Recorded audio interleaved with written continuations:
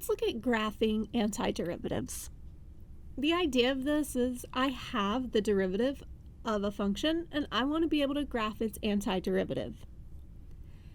And before I get into exactly how to do that, let's start with a little bit of refresher. First off, if the derivative is negative or less than 0, that means my function is decreasing, and if the derivative is positive, that means it's increasing. If the derivative is actually equal to 0 over an interval instead of just at a single point, that means that the function will be constant over that interval. In addition, if the second derivative is negative, that means the function is concave down, and if the second derivative is positive, the function is concave up. Most of the time in these particular situations, we're not actually going to have the second derivative, we're going to have the first derivative. But we can make the conclusions about it still, since the second derivative is the derivative of the derivative. So, in other words, if the derivative is increasing, it means my original function is concave up, and if my derivative is decreasing, it means my original function is concave down. If you need review on why each of these things are true, please see the videos in the description. Let's look at this for a particular function shown here. So this function right here is the derivative. This is the graph of f prime of x.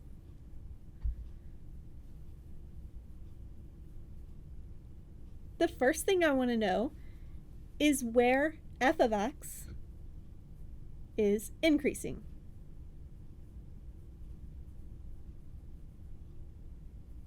This means my derivative, the graph shown here, is positive or above the x-axis. In that case, I can see that that happens right here, between 2 and 4.5. If I want to know where f of x is decreasing, that's where this is below the axis. The stuff down here. That happens from 0 to 2, and again from 4.5 to 6. I can also use this to determine where my function f of x has a minimum and a maximum. A minimum would look something like this, where I'm decreasing to the left and increasing to the right. So I'm moving from negative to positive, and I can see that happens at 2. A maximum will look like this. I'm moving from increasing to decreasing. So in terms of my derivative, I'm moving from positive to negative, and that happens at 4.5. Next, let's look at concave up and concave down.